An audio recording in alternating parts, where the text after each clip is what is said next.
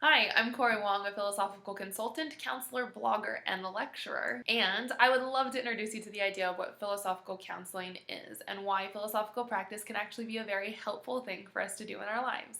Way back in the origins of Western philosophy, with Socrates, Plato, philosophy was conceived as a way of life, the art of living, and the discourse, the dialogue that people would have with one another was one that was always geared towards helping us be better people and to be able to face life's challenges. Unfortunately, if we fast forward a couple thousand years, philosophy has taken on a much more academic nature, so that professional philosophers are the ones who have the conversations about philosophical ideas that are often contained pretty exclusively within academic settings of colleges and universities. However, the ideas that professional philosophers are coming up with are still very interesting, creative, insightful, and often incredibly empowering, and I think can be very useful for people who are outside of academics. But there's a difficulty in being able to bridge the academic discourse of philosophy with general public interests and how those insights might benefit people in their common everyday lives that don't have anything to do with an academic setting, but rather just being people. So, philosophical counseling is a way to try to bridge that gap. It takes the insights, the practice, the reflective method, the process of actually thinking philosophically about certain kinds of questions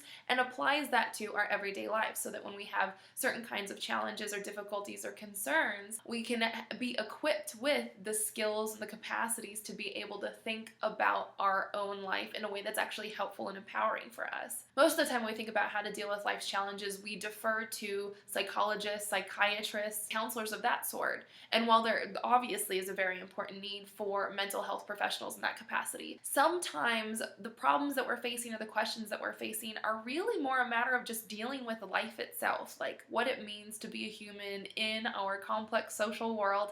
And the challenges that we face might be better addressed by just learning how to think and understand ourselves. Thousands of years ago, the questions that people were often dealing with were, what is the meaning of life? How does one be good? What is happiness? How is happiness attained? That kind of rational reflection on really fundamental questions that are still very pertinent to us. But I think that philosophical reflection is also really important for just understanding very contemporary issues. So whether that is dealing with our sexuality, our relationships, what it means to be gendered in a particular way, how to deal with our kids when we have a generation gap, then yet again, very basic questions of meaning, connection, how to increase one's sense of self-worth, and self-esteem. These are just basic issues that we have to deal with when we are dealing with ourselves and other people in every single moment of our life. That doesn't mean that there's anything really wrong with us. It just means that we haven't quite figured out how to think about them in a way that helps us. So philosophical counseling is a method of reflection